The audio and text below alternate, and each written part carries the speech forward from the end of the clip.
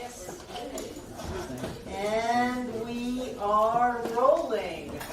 Welcome, welcome, welcome to Science of Mind 101 Class 2 at Center for Spiritual Living, Asheville. In our time and space, it is September 2018, and we always begin in treatment. So take a deep breath and let it out. Breathe in again, and please continue breathing, as we know that there is one power and presence that is all, in all, through all. And I know that whatever that is, the absolute first cause, that creative force that is in and behind all things, whatever that energy of life and love, it is all that there is. It is every person, every place, everything. It is all time and space, and yet is not contained by time and space. It contains time and space. So it is form and more. It is that from which all things come. And so we focus on ourselves, and we identify our true nature as spirit. We are made out of God's stuff. We are created out of spiritual substance, and that is what we are. And so we open up to that greater idea of each of us. Infinite, absolute, creative, prosperous, healthy, love, and joy. And we know that whatever it is we need to know, we know. Whatever we need to learn, we learn. And whatever we need to do, we do. And so we know that this class provides all of that for us to use and create the life of our dreams. And with great gratitude, we simply release this into the mind of God. Because we know that whatever God is all that there is. And together we say, and so it is. Wonderful, wonderful, welcome, welcome. Am I too loud? Nope. Good, okay, thank you. So the first thing I want to do is, who is here for the very first time? So, what is your name? Shauna. Yes. And Alice. And Rhonda. And Shirley. And I forgot your name. Jeremy. So, those of you who were not here last week, just kind of hang on. You'll catch up quickly. But last week, the way we finished the class out was to do actual spiritual mind treatment work for each other. Who was in the experience of that being the first time you ever did a treatment for someone else? Well, congratulations. How did it feel? How did it work? It was kind of awkward. It was awkward, okay. Okay, how about you, Chris? How was it? Yeah, kind of searching for words, the ones that weren't printed, you know. Great. And not Sarah. No, Sarah. You like her. There's another name if you want to say. I feel the same way. It was a little bit awkward, and I want to find my own voice. Yes. Who else? For the first time last Monday night, you did spiritual mind treatment work for somebody else. That is a big step. And I want to commend you for doing that. And yes, it's awkward. It's awkward for at least a year. I have practitioners that still think it's awkward. They won't go up on stage and do treatment. You'll notice the ones that don't do treatment, it's because they think it's awkward. And finding your own voice is very important.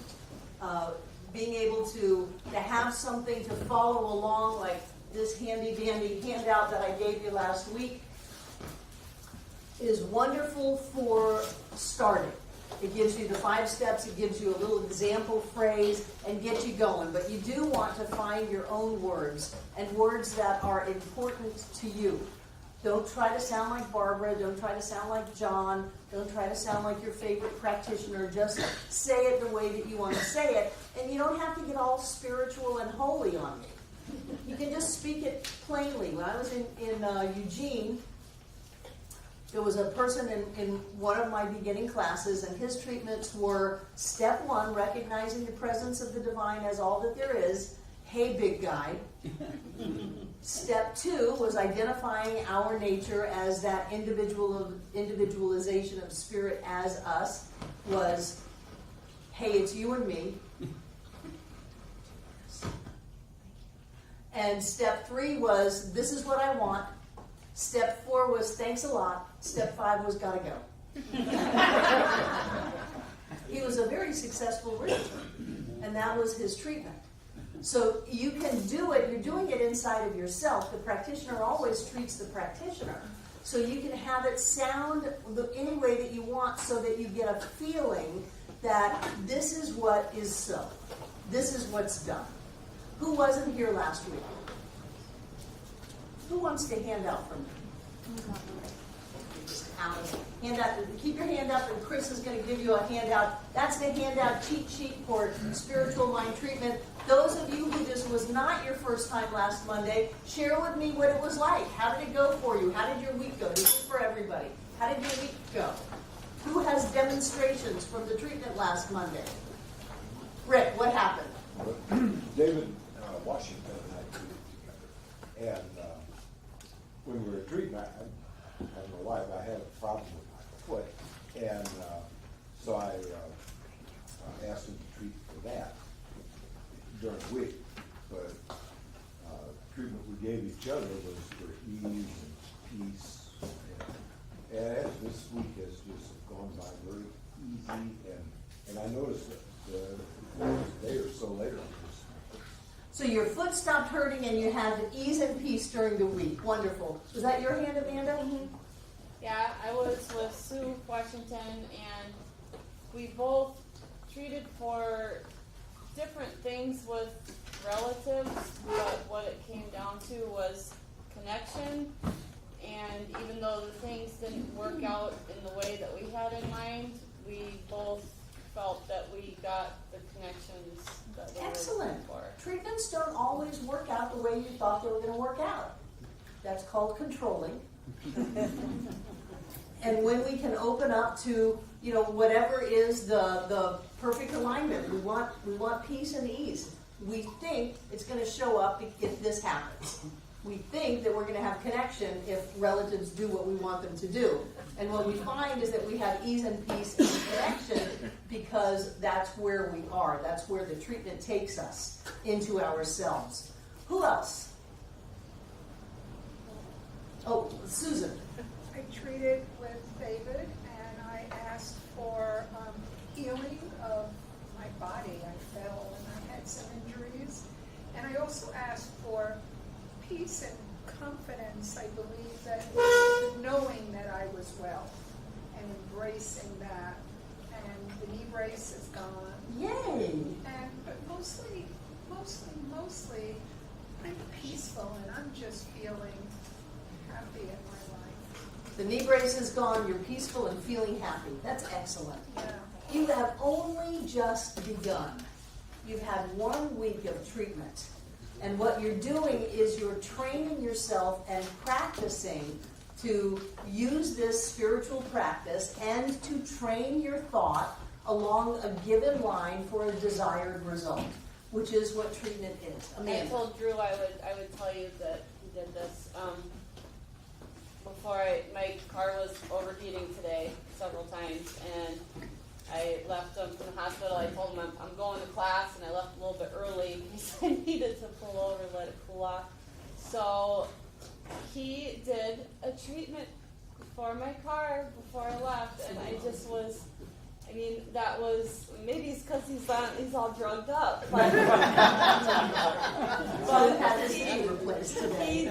he did it, and it was excellent. The words just flowed, and I've done many a treatment on a problems on vehicle. the way here. So Cars are intelligent. Everything is yeah. intelligent. And intelligence responds to intelligence. Money is intelligent. Certainly your body is intelligent. And when you get into that alignment that I used to, before I even put my key in, I would know that this car is in alignment with the mechanical laws of the universe, takes me where I want to go directly and quickly. Oh, Meaning and it had all no green lights. stops, yeah, all green lights, no breakdowns, no tickets, nothing to stop me on my way. And I would do that for a long time before I could afford a new car. And every time I would put the key in, I would treat it before I turned the key on, and it would always start. So yay. Anybody else want to share before we move on? This is really important work. This is, I don't know if you caught it yesterday, those of you who were here, this is what I used to teach for Practitioner 1 class. It's structured the exact same way, you've got the same questions, and we would go through the textbook. The textbook to me is one of the deepest things I have ever read. And don't try to gloss over it, don't try to just hurry up and read it to get it done. Let yourself get some of these ideas. They are amazing. And it is the practice of spiritual mind treatment, and you will get much better. You will get much more comfortable. It is the practice of spiritual mind treatment that will take these intellectual ideas and actually put them into your life. They will give you the opportunity to embody them, to actualize them, to incorporate them into your life. Because when I teach the textbook and we don't have treatment, people don't get nearly as much out of the textbook. Anybody have their hand up? Great. One of the things that those of you who are new need to know is that there are homework notebooks on the sign-in table. Everyone does get one of these. And there are textbooks. Breezy's going to have the bookstore open. You are going to need the textbook, and you're going to need the workbook. Again, if you don't do your homework, please come to class anyway, but consider why in the world you would want to sabotage this process. It's easy homework. I give you the page and the paragraph number, and I try to word the question in such a way that it's written in the paragraph that way, because I want you to get the point. And those questions that say, what do you think? Do you agree? Do you not agree? Go ahead and write down what it is that you think about that. You're not trying to impress anyone. Nobody's going to look at it but you. And so you want to get as much out of this as is possible. And because of that, I want to go over some of the questions that were on your homework last week. Chapter 1, what do you think about the story of creation? So much better than the other one. So much better than the Bible one, although it has a lot of ties to it. It does, but it's more reasonable. It's reasonable. You know, to where you can grasp it, and it doesn't seem out there like it's not. I'm actually a big fan of metaphysical Bible interpretation. I love all that stuff. Chris? Yeah, for me, it just felt like a rehash of what's in the Bible, and it didn't feel real. Not all of it, not in the order in which it's presented. Okay. Keep in mind, this was written 100 years ago.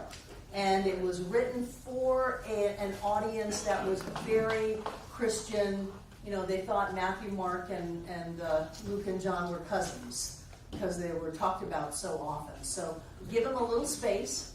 But can you see that there's an idea that something spoke forth in some kind of a metaphorical word, and that word was the point of creation? Even in the Greek, when it said the word was translated from logos, and logos means breath. So there is that breath, there is that energy, there is that impulse that started all of creation. What about, is absolute intelligence and universal intelligence the same thing? No. Why not? I see absolute intelligence as God, as the beginning, as all there was at that time. It was just love. And universal intelligence has limitations. Now we know that.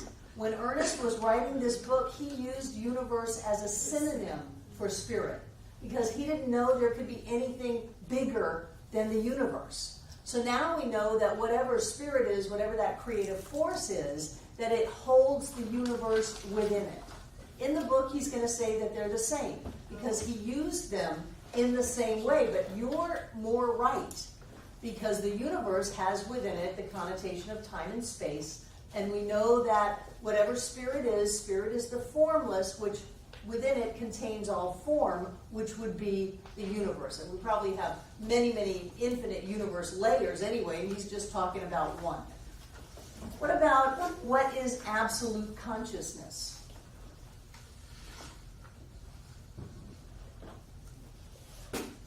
Absolute is that which needs nothing to be in relationship with, so it's the infinite. And what is consciousness? mind, It's an awareness. an awareness. So the infinite would be spirit, and the awareness would be spirit's awareness. Now, if spirit is the only thing that there is, what is spirit aware of? Itself. Spirit is aware of itself, and that goes back to the creation story, which that was the beginning point of creation, because spirit becoming aware of itself then set spiritual law in motion, and there had to be an outpicturing of that in some kind of creation, in some kind of form. He's just answering some of the big questions, like what is God? David. I just had a little bit of difficulty with that description of his because he basically, it's like something we learned in school a long time ago. You can't use the word to define itself. And he kind of does that a little bit in there. That's all right. Don't be so But rigid. You can use the word to define Yeah. yourself. It just resembled so much an if-then logic exercise. Oh, if it's this very much exists, if-then. then that exists. It is. If spirit is all that there is, then Right. everything that is must be spirit. Right. Definitely, that's the argument. Okay. Yeah. So, do you agree with the idea that spirit changes itself into itself? Again, meaning that everything that spirit has changed into is spirit. So you're looking at this idea that we are spiritual beings made out of spirit. We are spirit itself, living in a spiritual universe that is the form of spirit. David? In a sense, no, because the spirit is absolute. It really cannot change into anything because change is in essence replacing one thing with another thing. This is Which such in a essence class. is relative. Right, But yet, relative is contained within the absolute. right. So it's sort of yes and no, and it's that whole concept of time and space and relativity, which is often thought of as separate, but it's not separate, it's like within. This is such an important concept. How do we have the world of the many, and yet it is all the world of the one? How does that work? When you get a diagnosis and a practitioner says to you that there's no reality to that. That is neither person, place, nor thing. The only truth is the presence of the divine right here and right now. And you go, wait a minute, I've got blah, blah, blah. And they say, no, you are pure, perfect spirit. And so he is starting in chapter 1, trying to lay out the framework to where we can start to grasp that idea. It's like the difference between being a part of spirit and being all of spirit, of being an individual expression of the divine or being the divine individualized. It's a big difference because one has inherent limitation in it, just like that. How can spirit manifest itself into itself when it is all there is? There is no other itself to be. And that brings up the whole time-space continuum, and how do we go from seeing the world as separate events, things, places, people, and be able to start to open up to this idea that says it is all just one. David? Well, I use the term context in my answer to that because it means so much to us because of humans' need to organize things the way we do. Example would be in biology. For a long time, everybody thought all blood was red because it was all iron-based. Well, then they discovered that, well, it's possible for some creatures to have copper-based. What does this have to do with the point? The concept of green blood, copper-based blood didn't exist before somebody discovered that it was possible. Bring it back to the point. And that's why I said the context is, biologists believe that's possible now. They didn't believe it possible. I don't care what until they had biologists context. believe. What does that have to do with the point we're making Well, here? it says spirit being all there is can and does express itself in form. Well, that's what I'm saying. The number of possible forms are infinite. We only have learned how to play with a handful of them. Exactly. We're only in this universe later. Yeah. And actually, we're all in our own little world anyway. But the thing to get is that our world and all that there is the same thing. Yes. The infinite is formless and changeless. It has within itself all forms to express itself into consciousness. Do you understand why consciousness or spirit is the only reality? And that's a big question. Do you understand why spirit is the only reality? Why consciousness is the only reality? Can you glimpse an idea that there is a greater reality going on than the things that we think are so, the things that we have ever known to be so, the self-imposed limitations that we have just because we don't know what we don't know? Can you get an idea that there is something bigger than anything you can even imagine? And then I love to bring it on home, and that is what you are. You are greater than anything. Greater than anything. That is what you are. And we're going to build on that as the class journeys forward throughout this year. Spirit is timeless and limitless. Do you agree? Yeah. You don't think spirit's all about, oh my God, I'm late? Nope. Do you think that there are some things that are just too big for God? No. So what if it's cancer? What if they're telling you you only have months to live? Yeah, don't buy it. It's them, not you. No, Jane. Them, not you. Do you believe that there is anything that you could ever desire that is impossible? No, and that's based on this idea that spirit is limitless and it's timeless. So you don't even have to wait for logic to say, well, these certain things have to happen before this can happen. No, it doesn't. I love what Michael Beckwith used to say, don't tell God about your big problems. Tell your problems about your big God.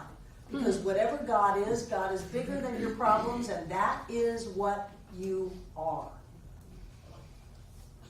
Spirit must always create. Does it ever stop? No.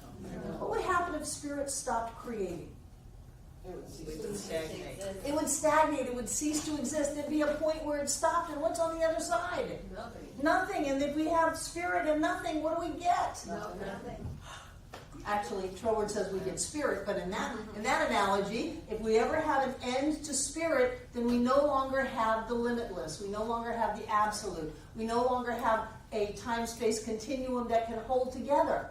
We no longer have this conversation. So since what you are is spirit, do you ever stop creating? No. You're creating every second. You've been creating, whether you knew it or not. You're creating through the lifetimes, creating through the layers, creating through the veil. You know, we are always creating. So when people start to think, well, I've just kind of run out of creativity, that's absurd. The creativity of all of life is flowing through you at the point of view right now. It is what you are. And the only thing that can shut that down or stop it is you. And all you do is say, it's not there. And so it appears to not be there because you're so creative that you can create a lack of creativity in an infinite creativeness. Isn't that amazing? It's amazing, the power that he reveals. And then he talks about great religions. That always makes me nervous. That there's only one cause, and creation is always beginning but never ending. That point, creation is always beginning, as creation is always happening, but we can't ever end it because then there would be an end to the infinite. You can't ever have an end. So some of these is just getting you used to new vocabulary and new ideas. That there is only one, and no matter how you want to tell the story, that people who have had spiritual experiences always go back to that oneness. They saw the light. They felt the love. There was one something, and that opened them up.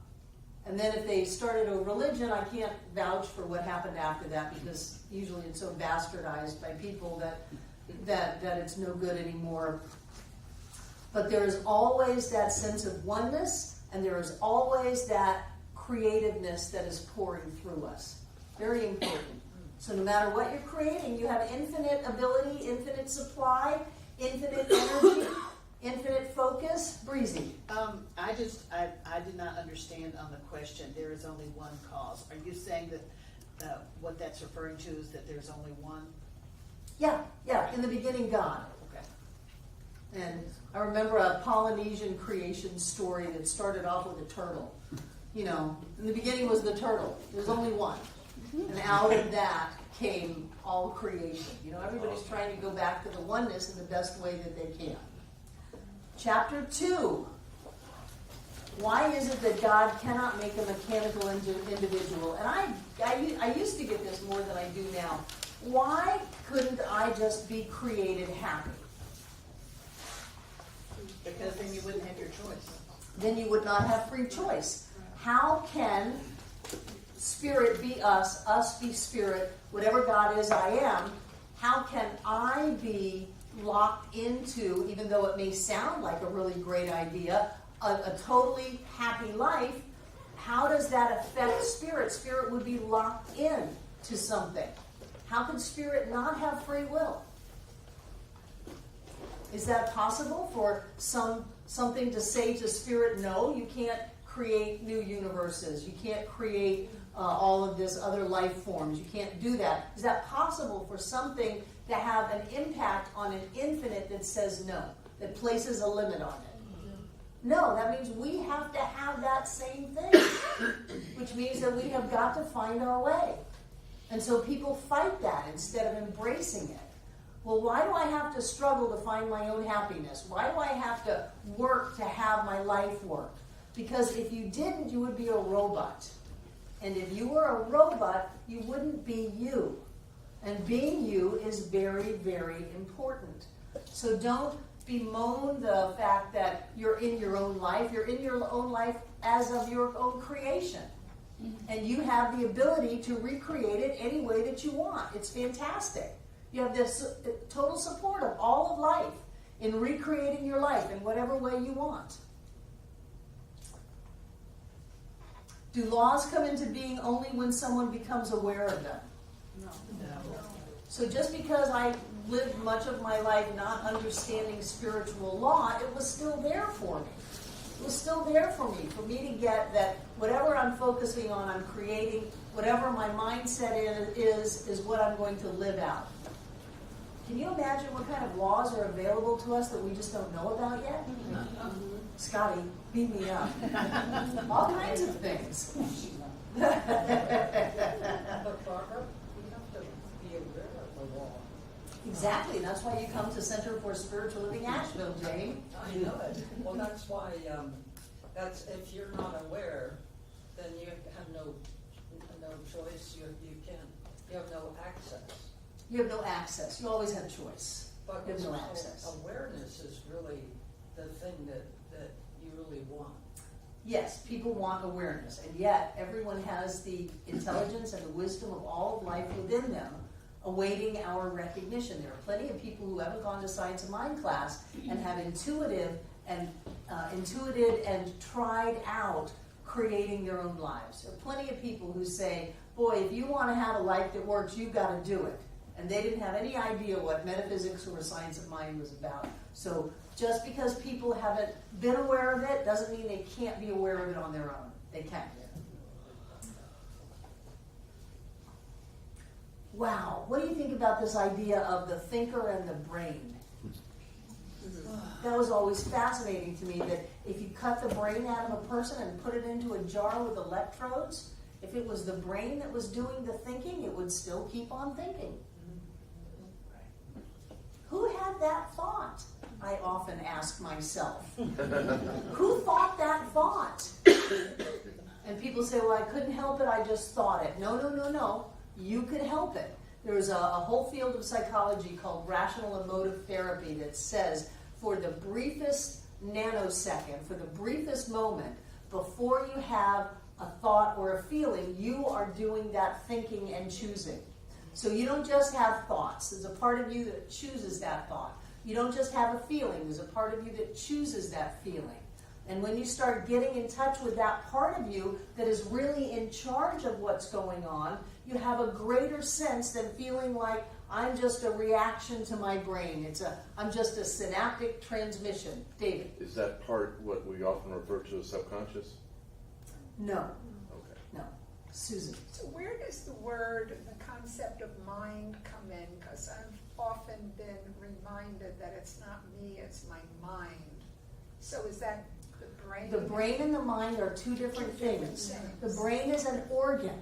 Right. It's a piece of meat in our head. There's something in us that uses that.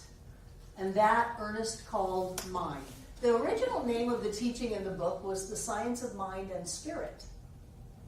I like that one better. And spirit? The Science of Mind and Spirit, yes. So that spirit is separate from mind. No, he was just using different words to talk about the same thing. All there is spirit. You could put a slash instead of the and. Well, you just put it out. Yeah, I like that. One of the things that he says in the farther on in the textbook is that the body has no ability to have disease on its own. Hold on, Pegatha. That the body needs the mind in order to be sick. Wow. And if the body could be sick without the mind, without the presence of the person, then dead bodies would continue to be sick in the graveyard. Walking Dead. Isn't that amazing? What a concept. It takes me to make my body sick. And once I'm gone, my body will not be sick any longer. It might be dead, but it won't be sick any longer. I just thought that was fascinating. These kinds of ideas in this book stretch us over and over and over again until we break the hypnotic hold that so many of us have had put on us that says all of this stuff dictates me instead of I dictate all of this stuff. Pegatha. Going back to your thing about the thoughts, that we actually think it before we're even conscious of it. What about the 60,000 thoughts that supposedly go through us every day, every minute, whatever it is? Because we're not conscious of all those thoughts. Our conscious awareness is so small. That's what David was saying, is that the subjective or the subconscious. Our conscious awareness is tiny. Teeny, teeny, tiny. But what about all those thoughts? They're just thoughts. So, well, I'm just saying, when we expand ourselves and our knowledge this way, are we going to be aware of all those thoughts? Probably not. We'll pick and choose them more carefully. Yeah. So the universe has to be one in order to be at all. Like we always say, the oneness has to be one, or time and space will not hold up, because we cannot chop up a one. And oneness does not mean sameness. We don't all have to be the same for oneness. We're all different, but we're still one. Breezy. Going back to question 3 on the brain and the thinker, I never really could find a definition for thinker. And That's you. well, I understand, but I meant the definition for so just you. It's What you. write? It's you. Yeah. He doesn't give a definition for thinker. He thinks the word is self-explanatory. It's like a word essence. It's the essence behind the brain. Well, it's the you. Yeah. People think that I am my thoughts. You're not your thoughts. You have thoughts and you choose your thoughts. That's why you can choose a different thought.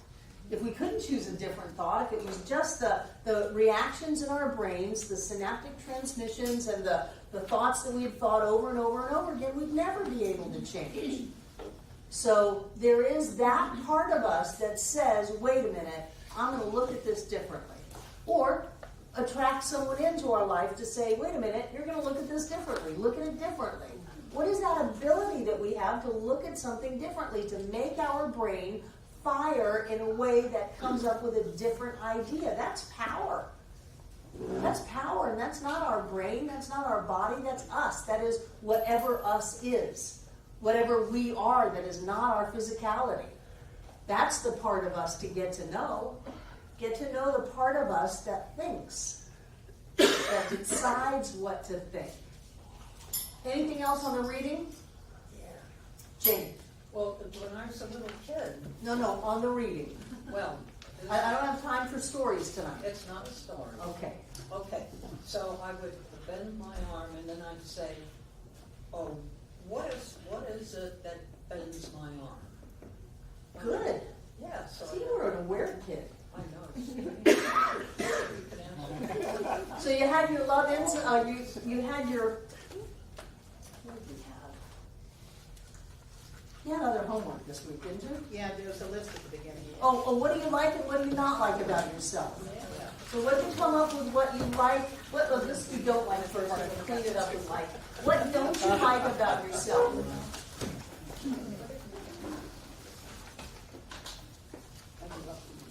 That you give up too easy. Wonderful. So what you're gonna do is you're gonna be aware of that and help yourself stick to it longer, whatever that is. Margot and then David and then Sean. I get angry with the way other people drive.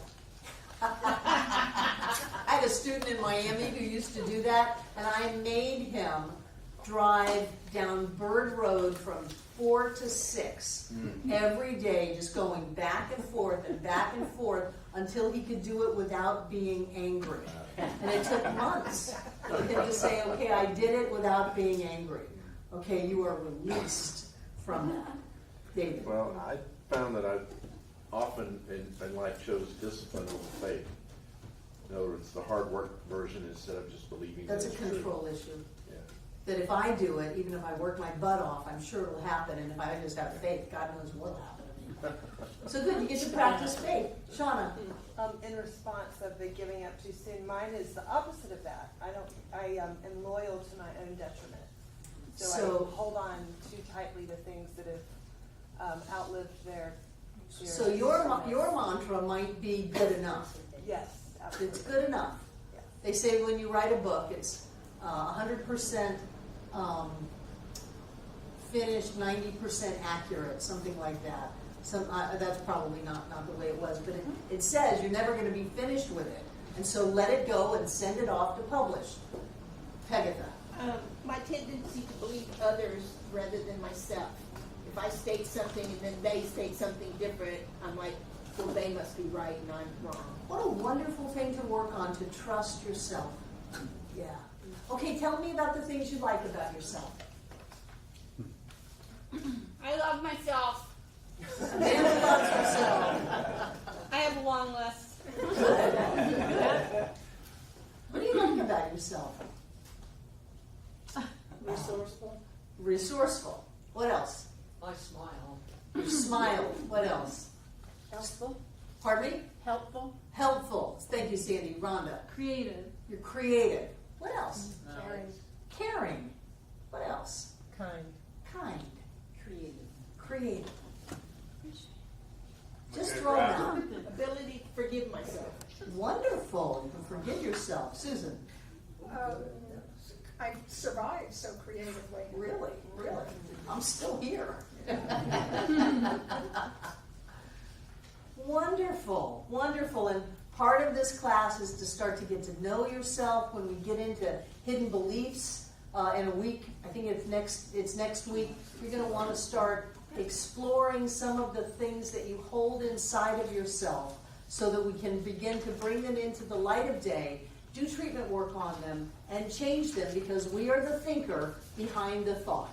And just because we've had a thought about ourselves that has gone on for most of our lives, we don't have to keep it. If it's not something that we like, we can let it go. We can release it. We can change that thought about who we are. The second thought is sometimes the more important thought than the first thought. And that's the thought when we listen to what we think or say and go, whoa, wait a minute, I don't want that to show up, so I'm going to have a different thought. I'm going to have a second thought. Okay? Does anybody have anything they want to share about that exercise? Ophia, welcome to the class. Hi. Small thing that just seems to, something I learned today was that the Hungarian doctor who first encouraged or tried to suggest washing hands before obstetric procedure was so harshly mocked by his peers that he went crazy, was institutionalized, beaten by the guards, and then died of sepsis. So what does that have to do with this? The faith thing. was what, and the confidence. In that. So have confidence in yourself so that you don't die in an institution.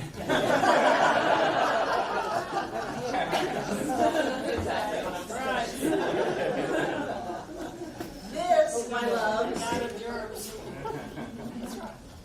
is the Science of Mind teaching symbol. You will get used to my artwork. And you stick them. And my stick people, yes. And the chapters that we're going to talk about tonight are spirit, law, and I love the way that he brought law in the beginning, and body. In the textbook later on, he's going to call it spirit, soul, and body, which has always driven me crazy because when I think of soul, it is my personal soul, my connection with all that is. And so law to me is a much better word because we are talking about spiritual law in this entire book. And when we talk about spirit, remember we're talking about, next time I draw it a little straighter. We're talking about the infinite. We're talking about the circle that has no circumference, whose center is everywhere. So when we talk about spirit, we cannot have an edge because you can't have an edge on an infinite. But know that the spirit, the center, is everywhere, which means the center of the infinite is you. It's not in you. It's not a little bit of you. It is you. Breezy. If you could repeat it again, I've got the spirit is a circle with no circumference. Whose center is everywhere. Yeah. I think that was Meister Eckhart or somebody. Oh, and if you want a little help on spiritual mind treatment, John has literally the book on the top shelf in the bookstore, 5 Steps to Freedom. It is a book, a primer on spiritual mind treatment. It is excellent. So it gives you all of the steps. It helps you find your own words to use for it. It's got a lot of stories and just it's a wonderful book on how to do spiritual mind treatment. So if you want to get one of those, it will help you a lot if you're not proficient at treatment right now. So when we talk about spirit, we're always talking about something that is infinite, it has no edges, something that is absolute, which means it has nothing to relate to, it is not the relative. Relative means I have something that I am relating to. There's two things. Absolute has nothing outside of itself. So we're talking about this really big idea of spirit. Universal spirit, absolute spirit, whatever these big, big words are that we want to try to just stretch our mind with. And that's where in the first chapter when he's talking about creation, that's the mind, the essence, the force that became aware of itself and through whatever desire, I mean, I'm not going to try to tell you why God decided to create, but through whatever desire of expansion, of being more, of wanting to play. He was bored. whatever desire, that desire operating upon itself because there's nothing other than it, sets spiritual law in motion, which is also spirit. It's not. We use things to try to make sense of stuff, and so we've got this teaching symbol. Here we have spirit. Here we have law. And here we have body. That's a terrible read. No judgment. No, I just fixed it. So it's not that spirit and law are separate. It's that they're different aspects of whatever spirit is, that infiniteness that is always present in its entirety at every point simultaneously. That infiniteness operating upon itself sets law in motion, which is also itself, and then manifests in form as body, which is also in itself. But being able to contain physical form does not limit that which spirit is. Spirit isn't limited by the form that it takes. And that's why you cannot have a piece of God. And when I was taking these classes, I was taught that I was a piece of God. And you're going to read that in the textbook. And then you're going to read that you have to be all of God. Ernest was conflicted. It was a big idea back in 1926, 1937, to come up with the idea that all of God must be present at the point of me right now. I mean, talk about locking you up. That's stuff that would get you locked up. And yet, quantum physics, which was going strong back then, said that in order for a oneness to exist, it must exist in its totality at every point simultaneously, which means you can't be a piece of God. And I used that as a cop-out for a long time. Well, I'm just a part of God. I'm not all of God. And that was an effective thing to say as an excuse. And then people started to think about it and go, that can't be so. And I cannot be all of God on Tuesday and a part of God on Thursday. It doesn't work that way. I'm either all of God or I'm not. And so what we want to get is this idea of flow, of creative flow. And one of the ways to look at it is like a seed being planted in the soil, and you get the plant. Now the seed is an idea. It's a thought. It's an impulse. It's a belief. It's an expectation.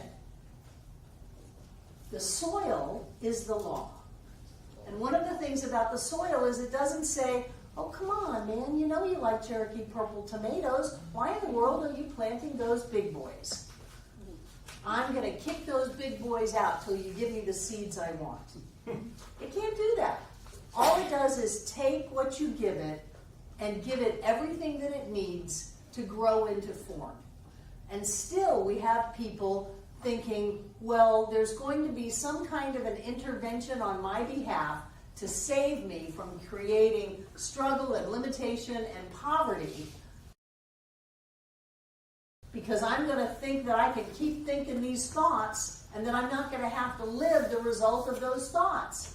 We go back to thinking that somehow law can say, oh no, Barbara, you can turn the light on, but nobody else can flip the switch and have the lights come on. That's ridiculous. Everybody can flip the switch. Everybody who plants an idea in the fertile soil of mind will get what they planted. And the cool thing about that is it's just not us. It's everybody watching all over the world. Doesn't matter what your socioeconomic status is. Doesn't matter how old you are. Doesn't matter what your gender is. Doesn't matter what your education is. If you plant a thought, something takes it and brings it forth into form. I'm not exactly sure what happens. I think it was Teilhard de Chardin that said, when you think a thought, it begins to spin. And as it spins, it attracts to it all like molecules until it is heavy enough to fall into form. We call it collapsing into form now. And that was a long time ago. That was some pretty heavy thinking. That somehow your thought goes out and starts gathering things up until it shows up in your life. Now, I don't think it spins. I think that as you think a thought, you cannot have a thought and not the fulfillment of the thought, or else you have stopped the infinite. You get that?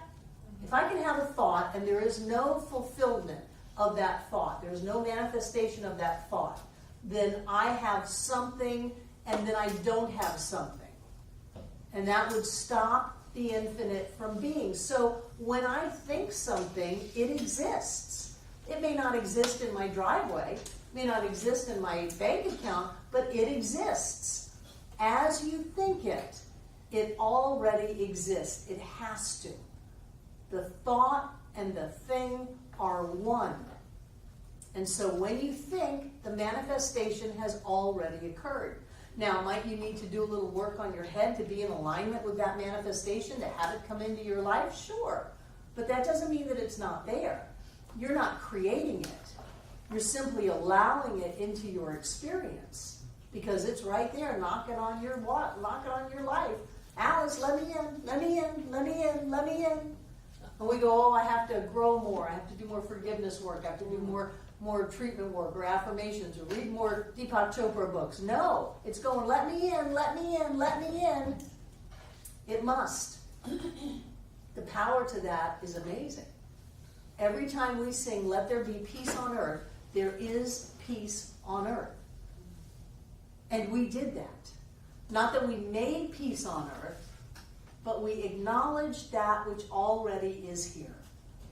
It's just amazing to me.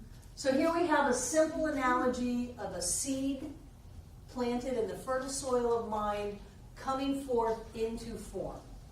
In that analogy, if you're going to plant a seed, any gardeners in the room? Just a couple, holy moly. Do you just go out and throw a seed in your backyard? Sometimes. Wild day. Wildflowers. Usually, we do a little prep work. We'll dig out the weeds and the grass. If there's grass, we'll dig those out. Maybe we'll dig around in the soil and break it up. And if we find something that we don't want in our garden, what are we going to do? We're going to yank it out. That's what we're going to do when we start the hidden belief exercises. We're going to look around in the garden of our awareness and see what is there that we do not want. We got some rocks, that might be blocks. We've got some weed roots that are just going to come forth again, and something we don't want, that might be a reoccurring pattern. Poison ivy. We may have some poison ivy that's just going to hurt us, and we want to get it out of there. And then we might want to put something in the soil, right?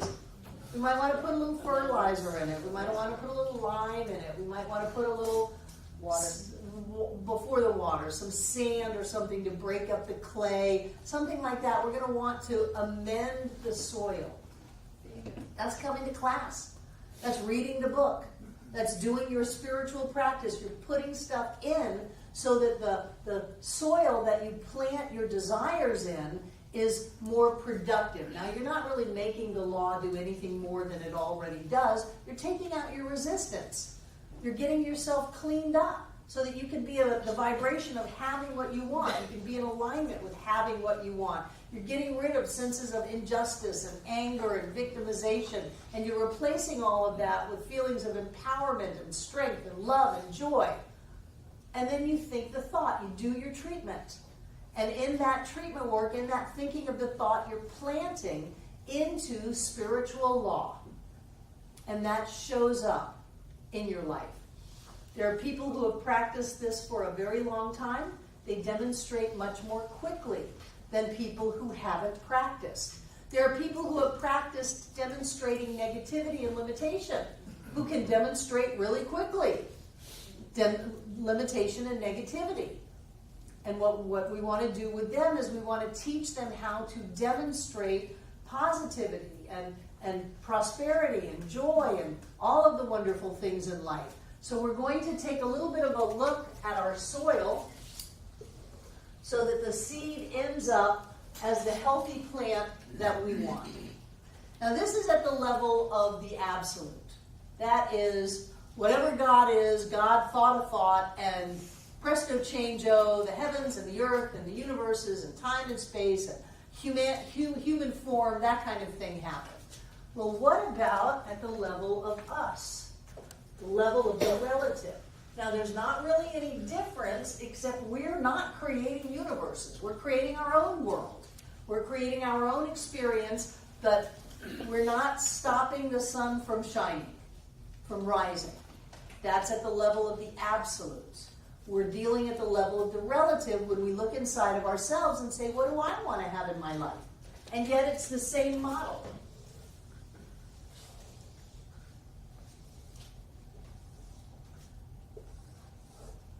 Spirit, law, and body. So when I think a thought, the exact same thing happens. Because there's really no difference between me and all that God is, all that Spirit is, all that is, and more. Because all even has a sense of limitation to it, because that's part of the space-time continuum. but I don't have another word to use. So there's no difference. I am using the same power of creation that was used to create everything that I can see, everything that I've ever experienced, everything that I can imagine, and so much more. So when I think a thought, I am placing that thought in mind, and I manifest in my life. When a practitioner thinks a thought, or when you're treating for somebody else,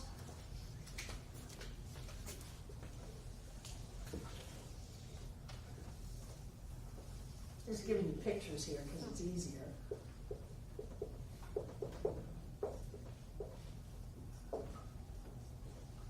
They say we are all one on the subjective side of life. That area of law is universal and individual subjectivity. It is subject to the top part, the thought. It is subject to the impulsion, the desire, the creative force. And so when you're doing your treatment work for your partner, you are treating, and it goes over here and goes into their body, into their bank account, into their foot, into their life. It is the most amazing thing that this oneness has an impact of my thought about you in me affects what's in your life. How many people have ever had a demonstration through working with somebody else, a practitioner or someone else doing a treatment? Isn't it amazing? Because sometimes we've got too many rocks in our garden to get clear. And so we ask someone else who could care less, really, about all of the drama going on in our life. They simply know that all is well, that prosperity is prosperous, that love is love, that joy is joy, and that that's all that there is, and that that's true for you right now, and it shows up. It is the coolest thing, and that's why, even though some people would call me reckless in having you treat for each other on the very first night of first year class, and frankly, I don't even really care what you say, because simply connecting with someone and speaking words of clarity and truth, even if you're reading them off a cheat sheet, will have an impact on their life. It is so amazing to me. That's why we can sing, "Let there be peace on earth," and we are having an impact on life on planet Earth because we are all one. Why are we all one? How are we all one? Because spirit is all that there is. And so in here, this is the space-time continuum, and all along here are billions and billions and billions of people just on little old planet Earth. God knows how many people are out there in all of space-time. And through this area, we are all one. And so because of this one idea that God is all there is, it sounds so simplistic and it is so deep and so important. Because of that, I affect you and you affect me. And we are all in this together. Because of this, what I do to establish freedom inside of myself will free people halfway around the world. And when I allow myself to be locked into limitation and upset about it, then I am causing wars and jailing people and creating so much that I don't want to have. That's why it is so important. Once you get how powerful you are, you can no longer indulge in the stinking thinking that used to go by without a thought. We cause so much harm when we do that.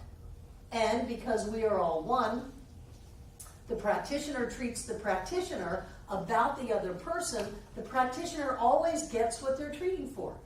So you may go up to a practitioner and say, "Okay, treat me for money," and they go, "Oh, great," because they know they're going to get money. "Treat me for health." "Oh, great, because I know I'm going to get health." Whatever it is, when you are looking at anything out in the world with limitation or upset, you're going to get that. There are no free rides here. The soil doesn't say, "I want Cherokee purple tomatoes, not Burpee's Big Boys." It simply takes whatever you plant in it and brings it into form. And so part of this process is a spiritual maturing of what we allow ourselves to focus on and what we allow ourselves to dwell on. He talks about in the book to be able to see with the eyes of God. That means to see as God would see. How would God see your problems? God wouldn't see your problems. There are no problems. There's only love. There's only light. There's only life. There's only joy. There's only an infinite expansion, which includes everything. You want money? Well, it's infinitely expanding in the universe. You want health? Well, it's infinitely expanding. Success, infinite expansion. That's all that there is. There is no limitation. If there was any limitation, then it would cease the infinite from being, and everything would not be here. Isn't that fascinating? It's fascinating to me. It is impossible for there to be a problem. All is well. All is perfect. All is whole. All is complete. That is the only thing, and it is our job to get ourselves to see it, and that's the journey that we're on. Let's take a break.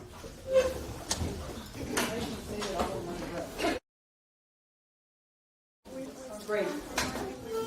So what we're going to do in the second half of class, like last week, is we're going to pair up into pairs for treatment partners.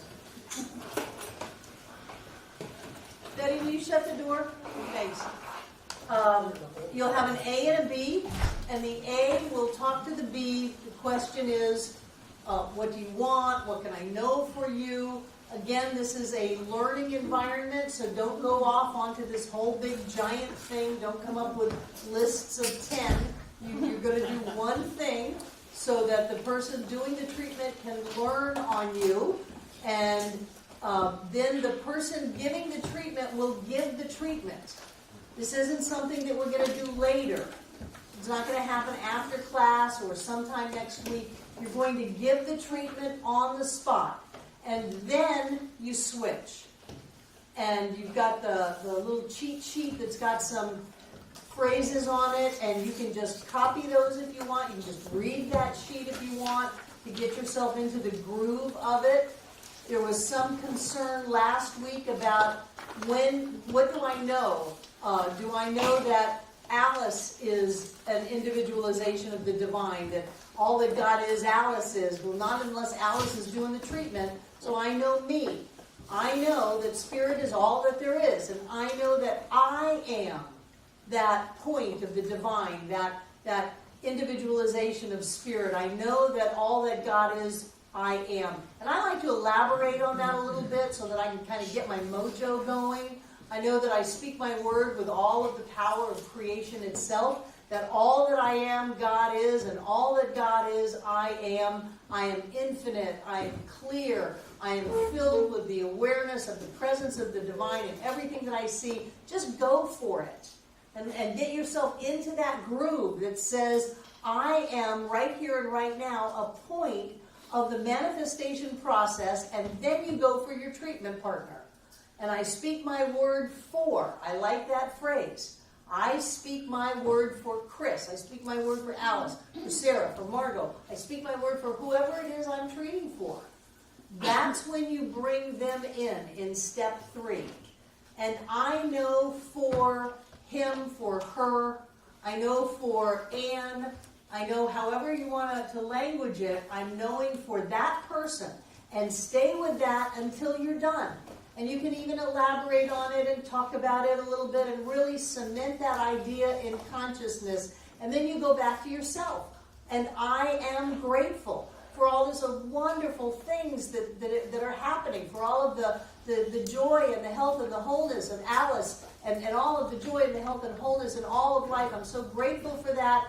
And then I release this. I let it go. I fling it out into the universe. I turn it over to Spirit. However you want to say that you're letting it go. And then you end it. And then you switch with the other person. Any questions about that? Breezy. Just a quick one. Are we supposed to stay with the same partner? Or? Oh, no. You can stay with the same partner. You can get a new partner. A lot of people's partners didn't show up. So you can have a new partner every week. No one will call you spiritually promiscuous. You're simply or you can stay with the same partner. I don't really care. I want you to treat every day this week. Treat yourself, treat your partner. Your partner is treating themselves and treating you. It's not a bad idea to share phone numbers so that if you want to call them and say, oh my gosh, let me tell you what happened, you've got a number. And you're not calling the office going, I think their name was Sam or Jeff or something like that. Not really sure. You get your own number. Any other questions? Okay, find your treatment partner and go. And those of you watching online, the camera's going to go dead for a while. Come on back.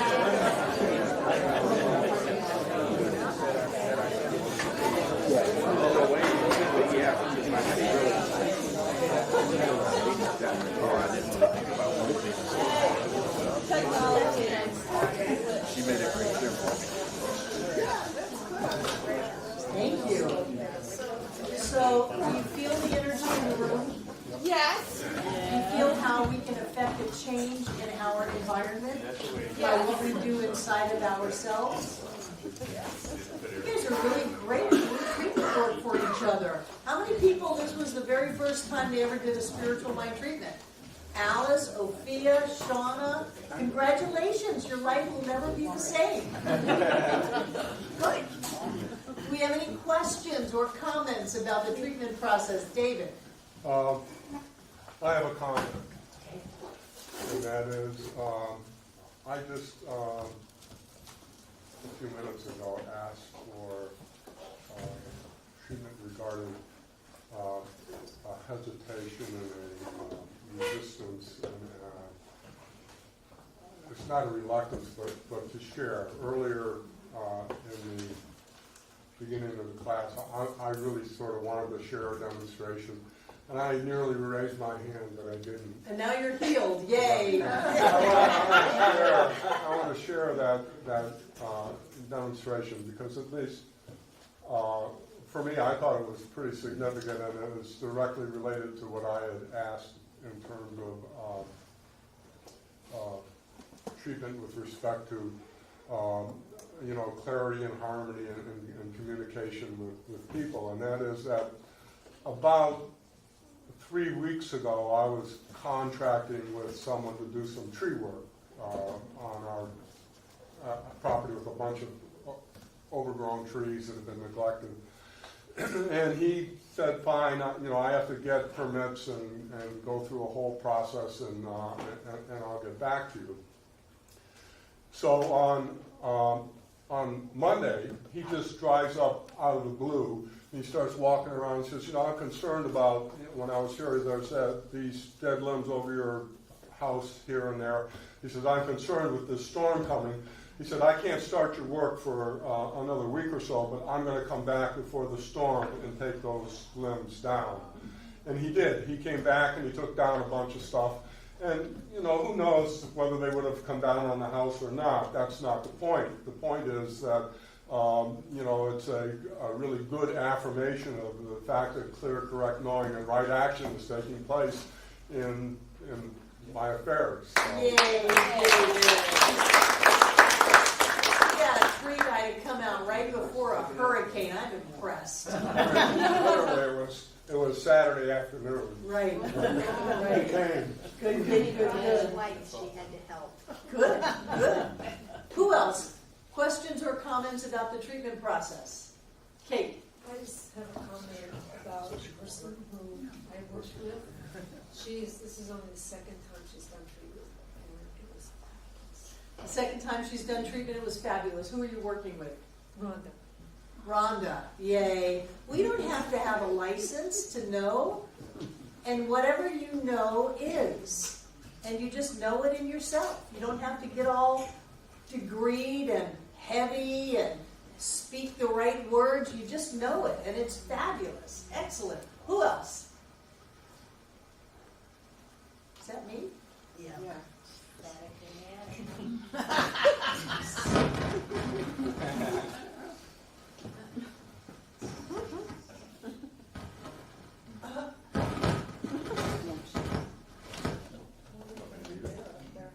No, I think I'm good now. We know you're good. Who else?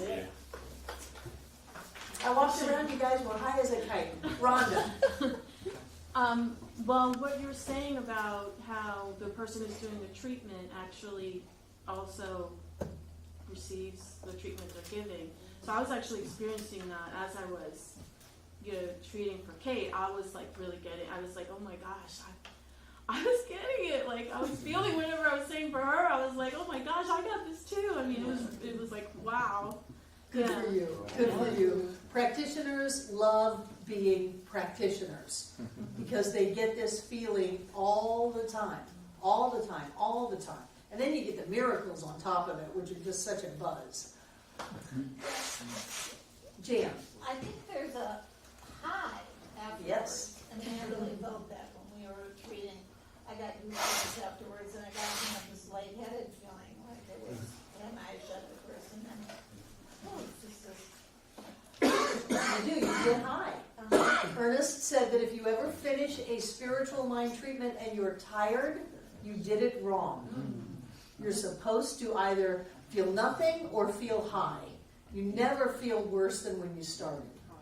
If you're feeling tired or pressured, you're trying to do it yourself. You're not connecting, for one thing, and you're not turning it over. So when you connect, you get high. Yay. Troy. Rick and I were working together, and Rick was giving me a treatment. And as he started, I really got into what he was saying. I mean, like a laser beam. Yeah. And I was absorbing it, and it just felt like one of the greatest treatments I've ever received, due in part to Rick's expertise, of course, but also part to my involvement and my being there. Really opened it up. This is great stuff. You're moving into that awareness of oneness and connected and sureness that all is well. It's very much a letting go and an embracing all at the same time. And some people laugh their way through treatment. It's joy. It is. Any other sharing? Jane. I've done this before, and I've never been quite. I never really understood what was going on. I understood the first two steps, and then the third step, I speak my word for my treatment partner.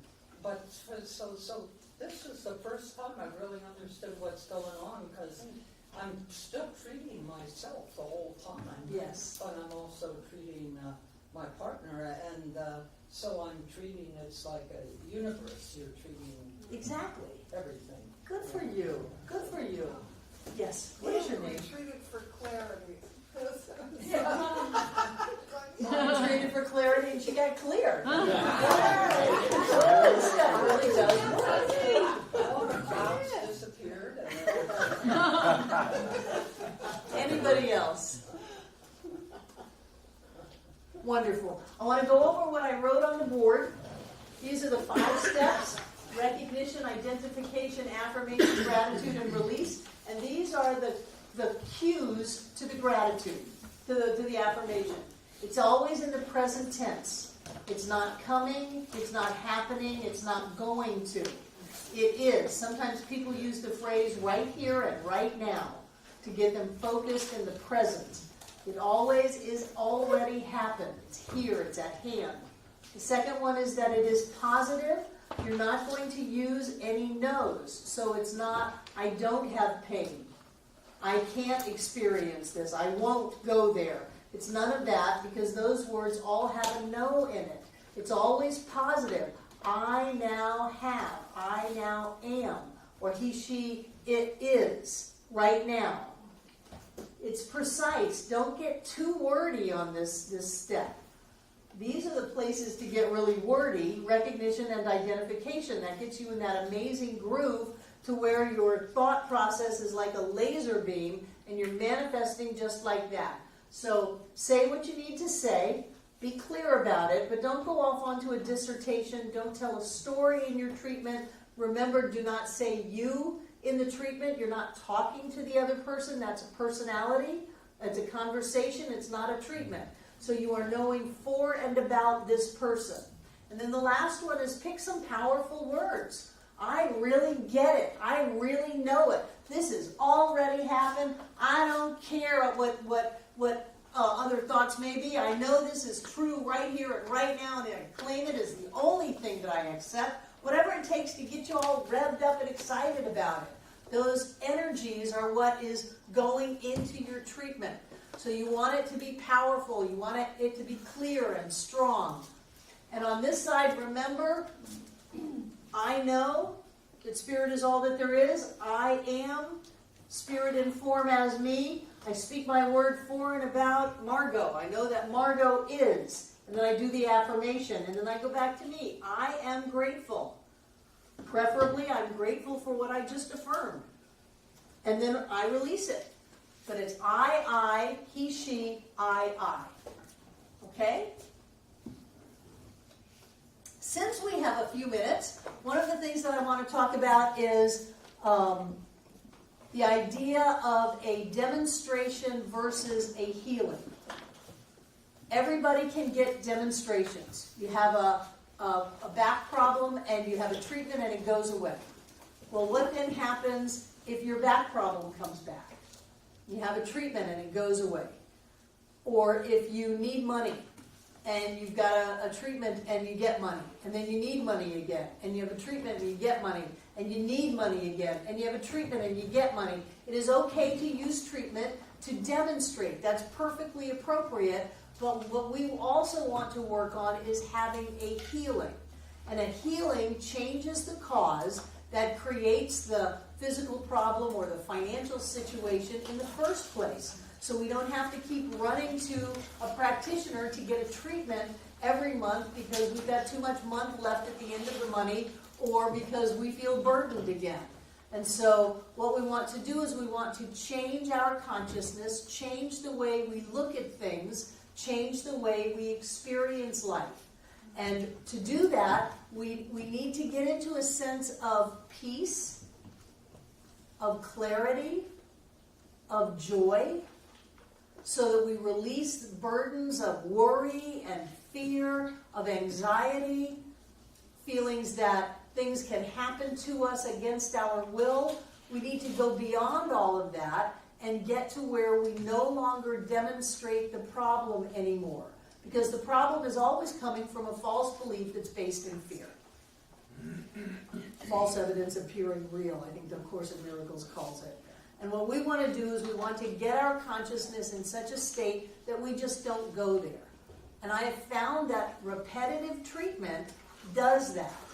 So one of the reasons that I want you to treat yourself as well as having your partner treat you, you treat yourself as well as treating your partner, is so that you're working on that consciousness inside of you to where instead of freaking out, you can relax.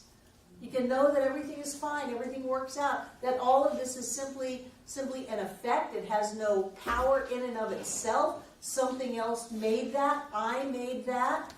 And it's just as easy to turn from fear of lack to knowing of abundance and supply. And then you start to default to that thought process and you stop creating problems. So not only do I want us to learn to demonstrate, because I think that's very important, but I want us to learn to heal. And to heal, we have to get our heads screwed on straight. We have to live a life where we know that all is well, a life where we trust, a life where we have faith, a life where we can relax, a life where we have fun. I loved hearing you laugh. I love that. I think that happiness and joy is one of the most healing things that we can do, is to be happy and to be in our joy. I think that anger and worry is one of the most destructive things we can do. So we want to program ourselves. We want to brainwash ourselves. You know, if you've got dirty, rotten, stinking thinking, then let's clean it up. Let's give ourselves a spiritual shower of positive ideas and do it over and over and over and over and over again so that we are going deep inside of ourselves and changing some of those deep-seated ideas and beliefs. Does that make sense? So if you get a demonstration and then you find yourself somewhere down the road asking for that same treatment, it just means you didn't get to the root cause of it. And we're not in a hurry. We don't have to be enlightened by Tuesday. But what we want to do is go, well, I must have some kind of basic sense of unsafety when I think that some problem can show up and somehow hurt me. So I'm going to start treating myself that I'm safe, that I'm at home in this world, I'm at home in the universe, I'm deeply loved and supported, and I'm safe. Okay? Does that make sense? Great. Any other questions before we close? Sandy. The hidden belief assignment, is that in the book? It's in your handouts.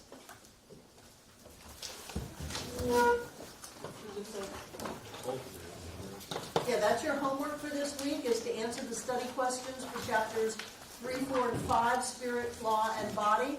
And to do the hidden belief assignment, we're going to start looking at the beliefs that we hold about who are we, what is life, am I safe, is life for me. Did you find it?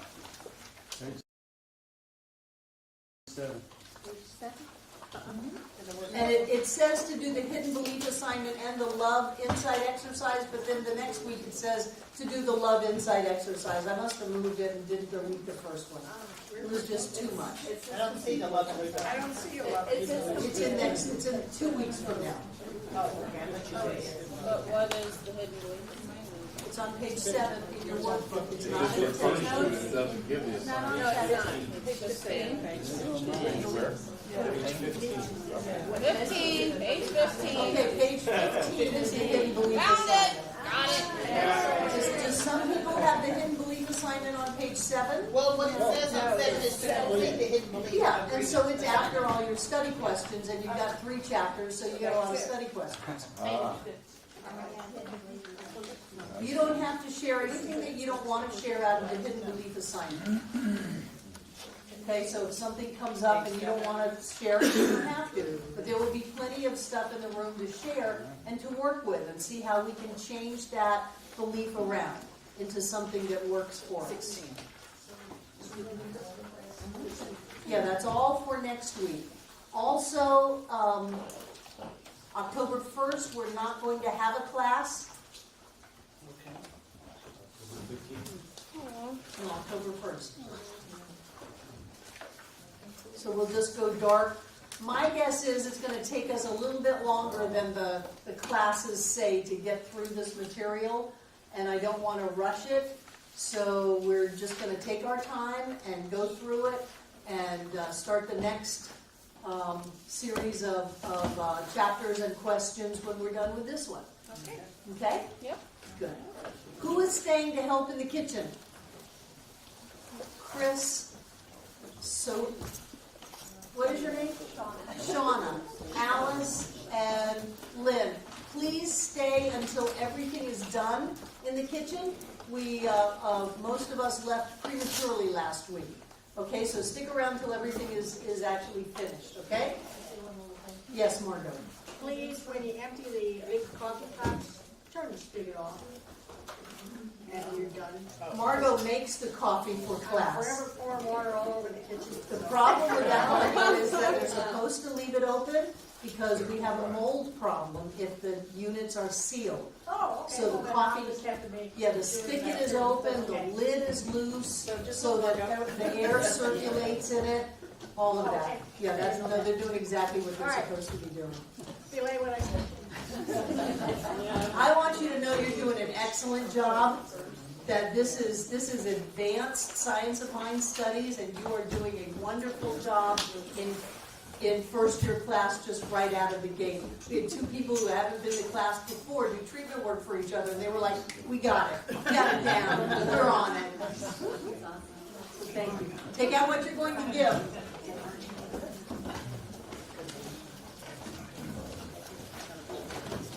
Those of you watching online, you too can contribute to the amazing work that this center does in making this class and so many other talks and classes available around the world at no charge.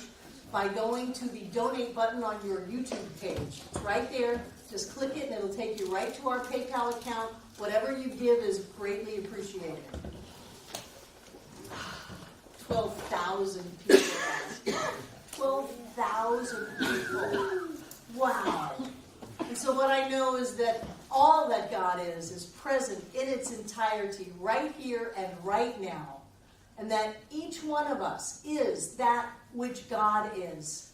And so knowing that that is what I am, I speak my word right here and right now as the word of God calling forth into creation and form for everyone in the sound of my voice.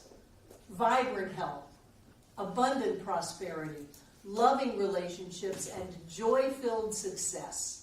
I know that we move through our lives, the doors are open, and our way is made clear, and all of the universe comes together in concert and harmony to support our every whim. I know that the power that moves through us creates everything that we choose to have in our lives. So I claim that clarity for us, that wisdom, that intelligence in all that we do. I know that each of us is blessed. The people that we work with are blessed, and the world is blessed. And so with great gratitude and thanksgiving for this Science of Mind 101 class, and for all of the amazing work we do, I simply release this treatment into all that God is, because I know that God is in it all, because God is all. And so it is. And so it is.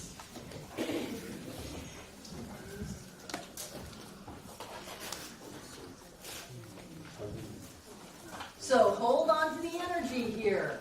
We are creating. As we give, we receive. So right here and right now, we are setting spiritual law in motion. Whatever we plant in the fertile soil of mind must come into fruition. So right here and right now, we are creating prosperity and abundance and money in our lives. We live in an abundant universe where there is more than enough for all. Each one of us deserves to live the rich and blessed life. Each one of us is created out of God's stuff. We are the abundance of all of life, and we accept all of the good that is ours now. I know that everything in these baskets is blessed, because every time we give anything, that which we are, God as us, goes with our gift. It's golden light to me, filling up this room from the floor to the ceiling and all between the walls. This air is rich and blessed with God as us. Touching, blessing, healing each and every one of us. Going on out around this world to touch and to bless and to heal every being on this planet, because we are all one. Always here, always now, touching every one of us here tonight. Everyone who has ever been here, and everyone yet to come. And so it is. I love you. Have a wonderful week.